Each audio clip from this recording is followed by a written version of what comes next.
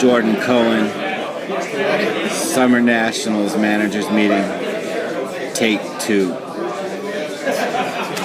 Guys, can we get your attention real quick?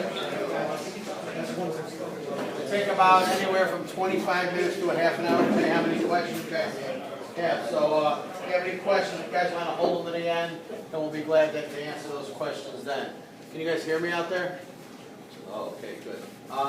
First of all, welcome to Myrtle Beach, guys. 277 teams over a 3-week period down here, 17 days, so we thank you guys for coming out and playing. We do appreciate it. First of all, my name is Jordan Cohen. I'm one of the tournament directors. I'm the umpire in chief of the tournament also. So I'm bringing all those guys in that you're probably going to not like by the time you go home. So just take it out on me. This is Matt Pilcher. Matt, everybody. Tell them a little bit about yourself. Matt Pilcher out of Colorado. Been with the company 10 years. And just glad you're all here. Thank you all for coming out. Good luck to you all. First of all, before you go any further here, if you were at Conway High School tomorrow, your game has been moved to Waccamaw High School. Okay? We lost Conway High School with all the rain today, so now everybody, all the games at Conway are going to be at Waccamaw.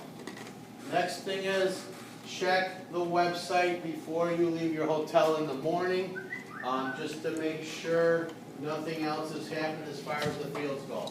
We've been out looking at the fields, and they all seem to be in decent shape on the people we've talked to. So hopefully, if we don't get much more rain this evening, we're gonna be okay to go where you schedule it. We may just be delayed a little bit. Fields are far away, guys. Make sure to check. We will post the weather update between 6 and 6:15 tomorrow morning. On our website, TripleCrownSports.com. If you go to the tournament, Summer Nationals in the right-hand corner, a little bar, I believe it's green. You just hit that thing with your mouse, and what will happen is you're gonna, let's say weather updates, and it'll list anything that we do have. I also recommend that everybody sign up for the weather updates and all the other updates that we have on our website with scores and pitching, and we'll talk about that as we go on a little further on how that'll help you through the tournament. We use National Federation High School rules. There's just a few differences about that we have, and again, we'll cover those. Any questions, just hold to the end. Game time and start time, guys. 8 o'clock start is an 8 o'clock start. Your responsibility to get everybody there on time, ready to go. If at any time during the tournament you're delayed because of a game you had somewhere and you had to go to another field and you're not going to make your 1 o'clock game somewhere else, we will call ahead to that field. We will let them know that you guys are on your way and that you're going to be a few minutes late. We do ask you, if you are going to another field, you don't stop on the way to that field. You go straight to that field so we can keep our games moving along and we don't get delayed any longer. Guys, we're 14 and under, so you have a couple options. Come to your batting order. You can bat 9 or you can bat 10. You cannot bat your entire lineup. It's 9 or 10. The 10th will be considered, your 10th player is going to be considered an extra hitter, extra player, whatever you want to do with that. If you bat the 10, you have 3 defensive substitution amongst the 10 players that you have in your batting order. Whatever you want to do with them, wherever you want to put them on the field is fine. You do not have to report those defensive substitution because those 10 guys can do what they want. You also have the option to use the DH. So you can use the DH and the DH if you want. Your DH can be for anybody in the lineup that does not have to be for your pitcher. So again, you can bat 9 or 10. If you turn around and you want to bat your 10, that's fine. If for some reason now you run out of players, somebody gets hurt, somebody gets ejected, and you end up with 9 players instead of 10, every time that 10th spot in the order or wherever the kid was batting is no longer the game, that is an out in that spot in the lineup. So remember that if you're going to bat your 10 guys. Courtesy runner rule, we use the courtesy runner high school rule, which is a legal sub off the bench. Okay, so if you have a legal sub who has never been in the baseball game, he's your courtesy runner for either your pitcher or your catcher. He can only run for one of the positions, not both. So if you get a courtesy runner runs for the pitcher in the first inning, he is now running for the pitching position the entire game until you put him in the game and he does something else and you need another courtesy runner. If you have a guy who runs for a catcher again, he's running for the position, not the player. If you are out of legal subs, you still have an option for a courtesy runner, and that will be the last batted out, but that's for the catcher only. So you do not have an option for a courtesy runner for your pitcher if you do not have a legal sub on your bench. Pitching visits, the high school pitching rule, just reviewing it, 3 free visits. Okay, so you get 3 free visits, however you want to use them during the game. You can use them all in the first inning, you can spread them out however you want to do it. After your 3rd visit is completed, now every time you go out to the pitcher's mound, you must remove your pitcher. So on your 4th visit, the pitcher's got to come out. On your 5th visit, the pitcher's got to come out. So it's 3 free ones. If at any time during those 3 visits you remove your pitcher, that does not count as one of your trips to the mound. So it's 3 free, and after that you pull them. Innings, you guys get 7 innings through 4 games played. Okay? So 4 games played. If one happens where you would get a bye and you haven't played your 4th game, you've only played 3 games, and you were a high seed, and your 4th game doesn't come along with somewhere else, but actually your 4th game in some cases could be pretty quick depending how your bracket goes. But if you've played 3 and then somebody else has already played 4 or 5, they get that extra inning. You don't get your extra inning for any of your players till your 4th game is complete. Okay, we had a situation where some team was on the 3rd game, I think somebody was on their 50 or playing their 5th game, so all their players got 1 extra inning, the other opponent did not. So 1 extra inning for every game after your 4th. So you can build up as many as, 7, 8, 9 innings. However you want to use those innings is fine. It's your decision. If you're in a situation you have 7, 8, 9 innings and your pitcher hasn't thrown yet and you're in the 9 inning mark, he can throw those 9 innings in one day. So the innings don't matter how you do it. It's your discretion how you want to spread that out. Like I said, again, it's all on you, however you want to do it. But 1 pitch, 1 play, 1 warm-up is considered an inning pitch. So we go out to the mound and we're winning a game big, and your starter goes out there and he throws that warm-up in the top of the 3rd, and you're like, oh, I want to change pitchers. Well, now he's had his warm-up, so now we're going to count that as an inning pitched. Unfortunately, we've got to do that just because sometimes teams may have used that to stall or something in the past. So 1 warm-up, anything, is going to count as an inning pitched. If you guys feel there's a pitching violation, you need to tell the umpire you want to stop the game, you think they've overpitched.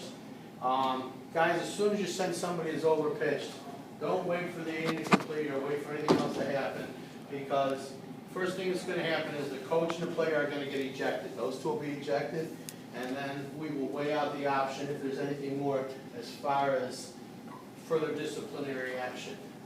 We're not here to forfeit baseball games, so don't hold on to believe that you're going to get a forfeit because somebody illegally pitched. If for some reason, at the discretion of the directors, that you pitched illegally, if you have a kid that nobody's hit, and now we're in the 8th inning, he's overpitched and he's still going right along, there is potential of a forfeit if we feel it was done maliciously. So again, don't sit there and wait for a forfeit thinking you're going to get it. It's going to be just an option we have. But again, the player and the coach are going to get ejected. When the meeting is over, we're going to give everybody a badge saying they were at the meeting. Don't lose this badge.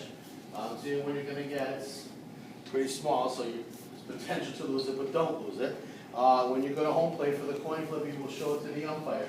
The other coach will show his to the umpire. If both people have the badge, you'll be eligible to flip for home team. If somebody was not at this meeting and they don't have a badge, it's going to be your discretion what you want to do, home or visitors.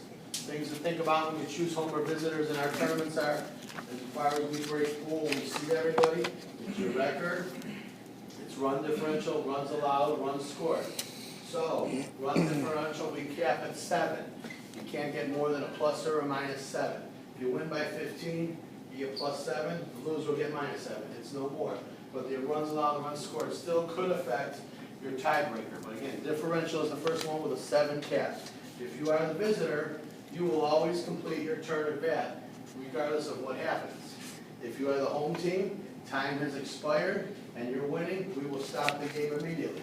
If you're in the 7th inning, and all of a sudden, you're winning, boom, we're going to stop the game. You don't even, you won't bat. So to get the differential, you may want to think about becoming the visitor just to help you in that run differential. That's just, your option, however you want to do it. It's just something to think about. We will have time limits on all games, except the semifinals and the finals. Okay, those games will not. The championship game, as far as it was written in the rules, it'll just be the championship game. The championship bracket will not have a time limit, but in the Pelican and the back of the beach, those championship games also will not have a time limit. So any championship game now in the tournament will not have a time limit on it. Semifinals and the championship bracket are the ones that do not have it. And Matt's going to go over the bracket here and can explain to you here in a few minutes. Time limits for the games, guys, are 2 hours from the coin flip at home plate. Okay, you're going to get the home plate, umpire's going to flip the coin, hopefully they'll go over the ground rules first, then we'll flip the coin, or some guys like them to flip the coin first, so we know who to get ready as far as, for the catcher. As soon as the coin flip goes, the clock will start. Most of the umpires here will not be using a cell phone or will not be using, a watch. Most of them will have stopwatches, so I would recommend when you guys are at home plate, everybody kind of look at their timepiece and say, hey, this is what we got. Somehow or another this week, we had a team playing, but they lost 8 minutes in the game, and that, they got ripped off 8 minutes. So make sure that everybody's watch agrees. Another way to check it is when the game starts, and the umpire's a card, there's a game time on the front, and there's an official game time. Make sure you ask the umpire, hey, make sure and put the official start time on the card so we all know. This is our way of checking also to help you out if you feel there's discretion there. So again, make sure with the time, make sure everybody knows that the start time of the game. Okay, mercy rules are 15 after 4, 10 after 5, and 8 after 6. We also have 20 after 2, but those probably take as long as all the other ones. So hopefully we won't see that this weekend. No pool play games will end in a tie. We have to have a winner in every game. I know some of the regions where you guys play Triple Crown, they do play pool plays can end in a tie. Here we will not. There will be no ties. We must have a winner in every game. So when we either get to the time limit or the 7th inning, we'll go to the Texas tiebreaker, Triple Crown tiebreaker, whatever tiebreaker you're going to call it, California. The last potential batter of the inning will go to second base. Okay, so if you're 4 hitters, your leadoff into that inning, the number 3 hitter will go to second base. There will be no counts, and there will be no outs on the batter, and we'll play till we get a winner. So it could go on forever, it could end quickly. Visitors score, home team obviously gets to come up and get their chance to win the game. So no games will end in a tie. No pregame infield anywhere. You get to the field, some of the high schools have areas around where you can loosen up. You can loosen up in the outfield, but no pregame infield, just so we don't beat up the infields anymore. Bad rules, 14 older, -3 must be stamped BB core. -3 only is the only bats that we can use. No drop 5s, no nothing. -3 BB core. Okay? If you guys are in a situation where you feel that somebody has used an illegal bat, you need to stop the game. You need to stop it as soon as you see that bat. High school rule states that the batter walks in the batter's box with an illegal bat, he can be called out at that point in time. Okay, so if you see him and you think the guy's got an illegal bat, make sure and say something, come here where stop, we want to check the bat.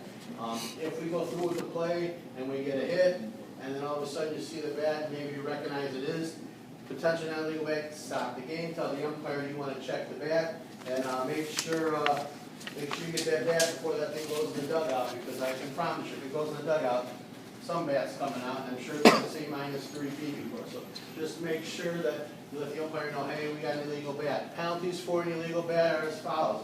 The first time the batter is called out, runners will go back to their base. The coach is restricted to the bench.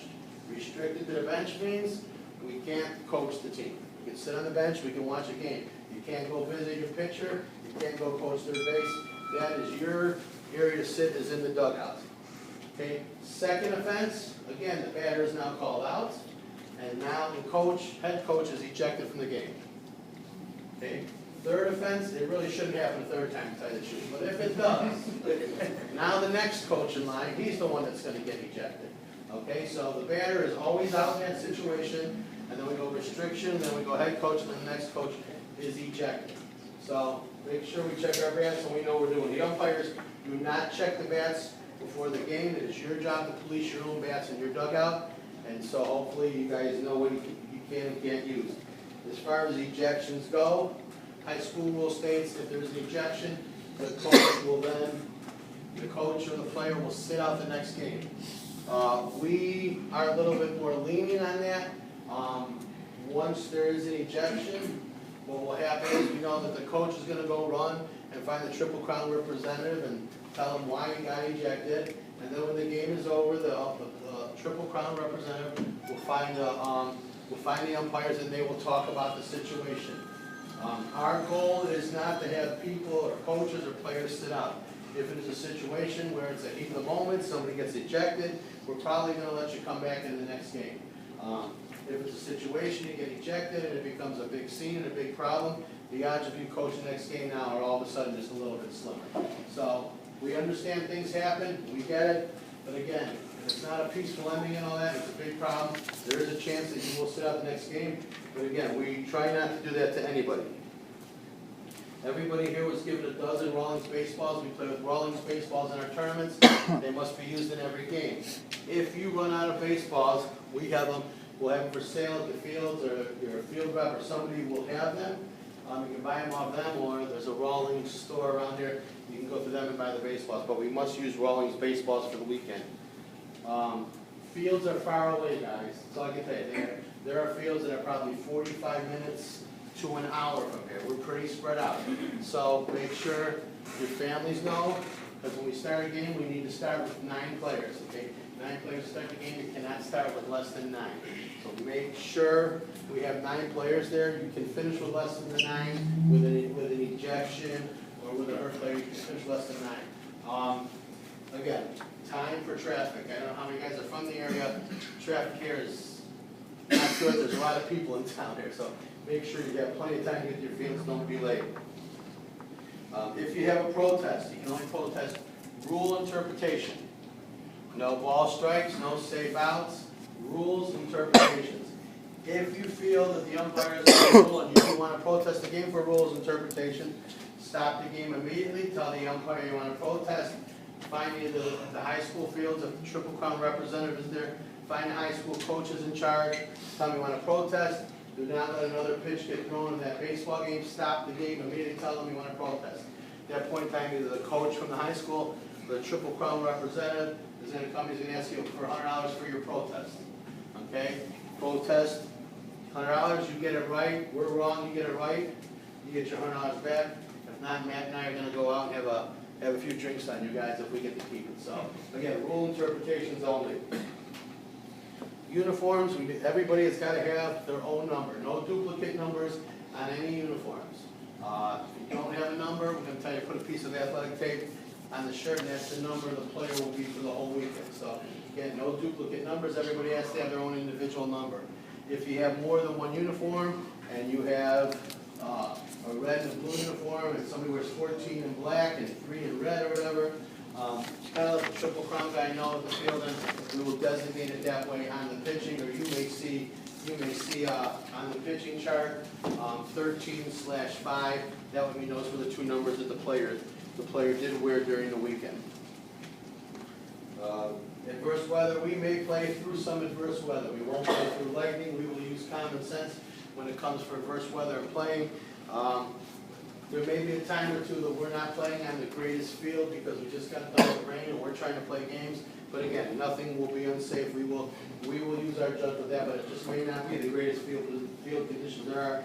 But usually I'd say most of these fields here, they dry pretty quick. When we do get rain at the field, first thing we're going to do is make sure that the coaches don't leave. We need one coach to make sure they stick around. If everybody wants to go to their car, send everybody else their car. Make sure one coach sticks back, hangs around the dugout till we can tell you what we're going to do. Or we may just say, hey, you guys can go and check the website for 45 minutes. But make sure you make contact with either the Triple Crown representative or the high school coach at the field before you do leave, because a lot of times we may just say, okay, you're out here at Ainer, but it didn't rain down by Carolina Forest, so we'll pack everybody in the car and we'll finish the game in Carolina Forest. We may also just say, hey, you guys can go home if you're out at Ainer, and check the schedule at 6 o'clock tonight. We're going to pick up your game over at Grand Park with the Turks. So just try to make sure you communicate with somebody there before you go. But the website will always be updated so you guys know what's happening. Score early, score often, stay winning. We may have to revert back an inning if we get weather. We have to shorten game time, so we may revert back an inning. We may have to go as far as changing the format of the tournament. It really just depends, what happens. I can tell you, as long as I've been down here, I probably should knock on wood. that we've never really had to reformat a lot of stuff, so, you know, we shorten game times, whatever, we try to do the best we can to keep everything going, but we may have to, but winning is important as far as the seedings and all that go. On the website, when you go on and look at the scores, at the top of the little area that says inaccurate score of pitching.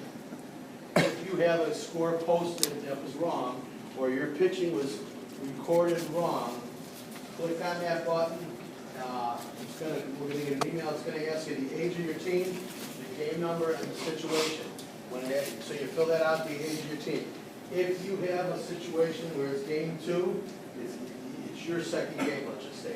It may be on our sheet on the website or on the boards, it's game 27. So it's actually game 27 when you're sending us that email instead of game 2. So it's going to ask you for your team name, the game number you're involved in, and then describe the situation. When it says inaccurate score, say the Hawks lost, 6-5, you have 6-2 or something. So now we'll have the game number, we'll go back and we'll look at the card, and we will make the corrections if needed. So make sure that you give us details on it. You may say that number 34 Johnson pitched 4 innings, but you guys have it for 6 innings. So if that's the case, we will go back again and check our cards, and we will get it correct if it's a correctable error. So make sure you're detailed on any of those emails that you sent. In most cases, I know some people will email John Cassell or Charles or Matt or something because them, that's the email address, it gets taken care of a lot quicker if you hit that inaccurate score or pitching button than it will go in through them. So, not that it won't get looked at, but it'll go to the right place if you do that. Our scorecards, they're the lifeline of our tournament, guys, so make sure that you fill them out correctly. When you get the card into the field, somebody will give you the card, one of the teams. On the front of the card, it's going to have the date, the game time, the location, and your 2 teams' names on it. And on the front it says scheduled game time, and underneath it says official game time. That's where we want you guys to remind all the umpires, hey, let's put the official game time in there, and then we write it in there and they know it. You get the card, on the top you can circle home or visitor. You may not know that yet, so you won't circle anything there yet, you just take that to home plate. You will fill out your lineup on one side of the card, you will give the coach of the team the card, he'll fill out his lineup. You do not have to list subs. That is an option, you do not have to put them on the card. Okay, so when you list your lineup, make sure you put the uniform number, the last name, first initial. Okay, last name, first initial. If for some reason you have twins or something, same last name, same first initial, make sure you put the first name on here for us, okay? You will fill it out, the other team will fill it out. When the game is over, the umpire is going to walk up to you and ask you to sign the card. At that point in time, you look at the scorecard on the inside and you make sure the score is correct and the pitching is correct. Because once you sign this card, this is what everybody in the tournament is going to live on. Okay? Unless you report an inaccurate score and we find out. Sometimes, your inaccurate score, your pitching may come from an error when we entered it, or it may even come to somebody who doesn't know how to add. So make sure that you check out the card, you sign it. There are no third of an innings. Everything pitched is a full inning. So there's no half for nothing. Sign the card that you agree we're all set, and then go. At that point in time, guys, it's not a good idea to tell the umpire how you feel about him as a person, as an umpire, whatever you want to do. I know umpires always feel that they have control of the situation, but they still have control of that field. And if you want to take it out on them, they still can eject you from the game at that time. And if you make that card signing a big issue, I will tell you, you guys will sit the next game at that point in time. That's when the problem's going to occur. So just make sure that if you're pissed off about something, the way the game ended, maybe you shouldn't be the guy that signs the card, because nothing good can come out of that. But I would also take a second before the game and explain to your assistant coaches and your scorekeeper how important it is they know what they're signing. This week we had an incident where somebody signed the card, the scorekeeper signed the card, the pitching was wrong, and the coach was furious because he lived with the bad inning pitch because the scorekeeper just signed the card. So make sure everybody knows what they're signing when they sign the card, how important it is that it's correct. We talked about travel times in the field. Make sure you give yourself plenty of time. Grand Park, turf fields, no metal cleats on the mounds. Everybody should know this by now. So any portable mound that's being used in the tournament There are no metal cleats allowed. When you're in Grant Park, you can wear metal cleats anywhere else on the field that you want. You just cannot wear them on the pitcher's mound. Also at Grant Park, we have no sunflower seeds or no gum. I guess it messes up the draining in the turf, so make sure you help us out with that one. When we go to Pelican Stadium, I think we have some games that are being played there. There will be a list of rules for you guys in the dugout. Please help follow that so we can continue to use the field. A lot of it's, dry swings on the warning track, no nets set up on the field. They're all going to be listed in the dugout for you guys. Just make sure that you follow those rules. Everybody also has one cooler tech that they got. Each team is allowed one team cooler to go into the dugout with them. Whatever you have in there is fine, but you get one team cooler. That's the only one that they will let you bring in the park. Sometimes they are police, sometimes they have people at the entrances stopping you, some may not. But again, we're asking for one. We're also asking you guys, if you play at the high school fields, to help support their booster clubs, because they let us use their fields. And when you guys see these high school fields out here, you're going to feel that they're all real nice fields. So we ask that you do that. The umpires, guys, the umpires are here from probably anywhere between 12 and 15 states.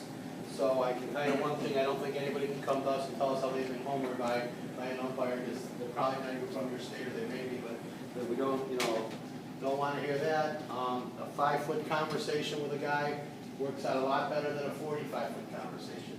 So yelling and screaming at them isn't going to do you any good, isn't going to do anybody any good. So if you have a problem, kindness, approach them, call timeout, tell them what you got, and hopefully you guys will discuss it, and that'll be the end of that. Again, kill them with kindness. They heard the same thing from us on how to treat you guys. They're you guys. Real quick now, Matt's going to go over the bracket. I don't know, I'm sure all you have looked at the bracket. We're just going to explain to you, get a little more detail with it, so nobody has any questions on that. Okay. First of all, before anybody leaves, is Nakona baseball here? Yeah. Okay, I need to speak with you after this is over, please. And also, is the Carolina Prospects here? I need to speak with you as well. And then the Huntington Patriots. I need to speak to all three of you, please, when you're done. This 14U bracket, it's pretty complex, so I just want to go over it real quick. We have 56 teams, which is pretty awesome. We actually have 42 15s next week, so if you guys want to come back to 15s, come on back. It's another large bracket next year. So there's 14 double elimination pools right now. So your goal is to win that double elimination, 14 double elimination that you're in, to get in the championship bracket. You got 3 brackets. Championship bracket is going to be 16 teams. The Pelican bracket is 26 teams. And then the Back to the Beach bracket is 14 teams. So basically, you win your double elimination, you're going to go 4-1 or 3-1. You can only have one loss to win your double elimination, obviously. You're going to go 4-1 or 3-1. So we're going to have 14 teams that win their double elimination. And then we're going to have 2 wild card teams that get into that upper championship bracket as well. And the way we determine that is you're going to have 2 losses. The 2 wild cards are going to have 2 losses. We're going to have probably, I'd say, a lot of teams that are like 3-2. Then we're going to have to go to run differential to figure out who those 2 wild card teams are. So you don't have to win your double to get into that championship bracket, but we're only taking 2 teams. So it's, if you go 3-2, don't win it. If you have a big run differential, that gives you a chance to get in. So the top 16 get into that. Now the way we see it off of that, the top 16, they're going to be 4-1, 4-1, 4-1, 3-1, 3-1. And you might say, well, oh yeah, or undefeated, yeah, obviously. So obviously your 3-0s or your, if you got a bunch of 3-0s, then we'll go to run differential to seed you out in that championship bracket. But then note this, we'll have 4-1 teams and 3-1 teams. 4-1 is better than 3-1 based to seed it out because of winning percentage. So you might be like, we're 3-1, they're 4-1. How are you seeding the 4-1 higher than us?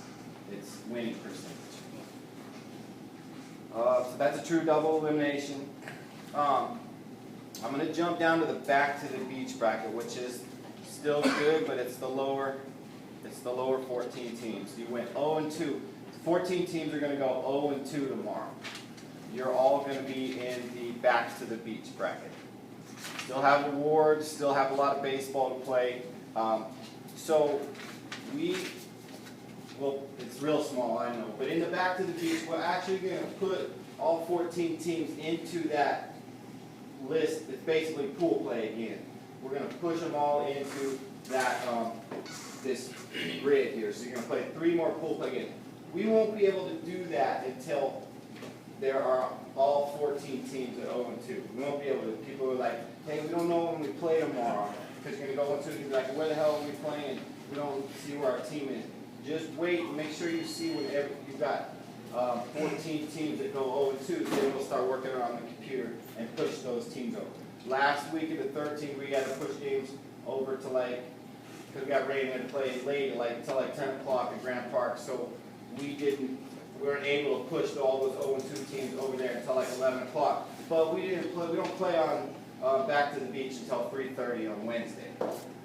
So it could, hopefully we're on time, but just hang tight. We'll get all those back to the beach teams in there if you go 0-2. We'll get them up in there, and you'll know your schedule for Wednesday. But sure you guys aren't thinking about going 0-2 right now. So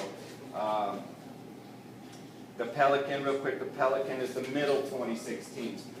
If you win one game tomorrow, you're guaranteed to get into the Pelican bracket. If you win one game, you're guaranteed to go at least to the Pelican bracket. And that's another thing where we actually will,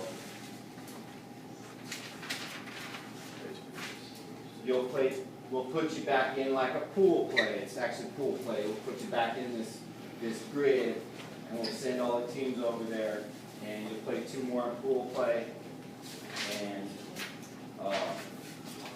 then like the top 14 out of those 26 teams based on your 2 games in pool,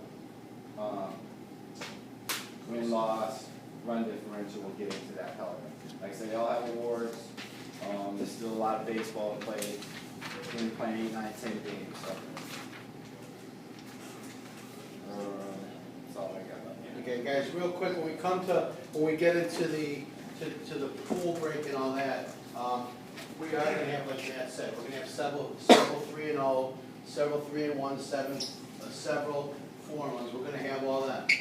One thing that we need to consider here is when you have more than 3 teams that have an identical record, anything head-to-head is now thrown out.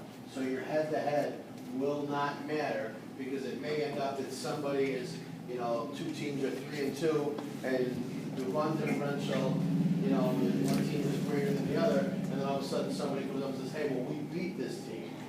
Unfortunately, nobody had identical opponents in that where we have anything to really compare it to. So the head-to-head at that point in time is now thrown out, and then the run differential is the major seeding thing, and the runs allowed and the runs scored. So in most cases here, the head-to-head is not going to affect those first couple pool breaks. Last couple things here, and then we'll get you guys on the road. Make sure, guys, you keep everybody hydrated. We haven't had those hot days out here yet where it's been 90, 95, and the humidity of 90%. So we haven't had the real hot days yet. Make sure you have water in the kids, towels around them. Keep everybody cooled down, because it gets hot. A few years ago, the temperature on the turf here was about 148 degrees. We had no players going over the shoes. So it does get hot out here. Make sure you keep everybody hydrated. During your check-in, everybody was given a little card. It's for a concierge. Her name is Melissa. If you guys have any questions or want to know, what to do in some of your free time or what restaurants to go to, she'll be more than glad to help you out. She'll probably go as far as making reservations for you guys if we get to that point. So again, her number's in the bag, and she'll help you out with anything that you need with that. Parents, touchy subject, maybe not. We ask you guys to help us with controlling the parents, between us and the staff, our tournament staff and the hotel staff. If you guys have an issue with anything to do in this tournament, we will ask you or one of your coaches to come up and talk to us. Perfect example, last week, we had a situation where a parent was mad because of the way they were scheduling. Parent was going crazy.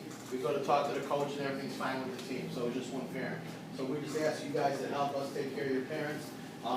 Somebody approaches us, we may say, are you a coach, are you a parent? When they tell us they're a parent, then we're gonna tell them to go get the coach, and we'll be glad to talk to the coach and deal with you guys. Ask you to make sure when you're staying in the hotels or wherever you're staying, respect the properties, respect everything, no run, have control the kids from running up and down the hallways. Make sure you take care of all your bills and all that other stuff. Just respect everything here. The people, we've been coming here a long time, guys, and we just ask that you treat people like you want to be treated. So, you know, respect goes a long way for everybody. I have nothing else unless Matt does. I don't, just, when you come up here to get your badge, try to tell me your pool designation and then your name. It'll help me find you. Does And, anybody have I need to see those 3 teams. Anybody have any questions before we go? I would recommend no one leave yet till questions, because somebody asks a question you need to know. How strict are you with that guy?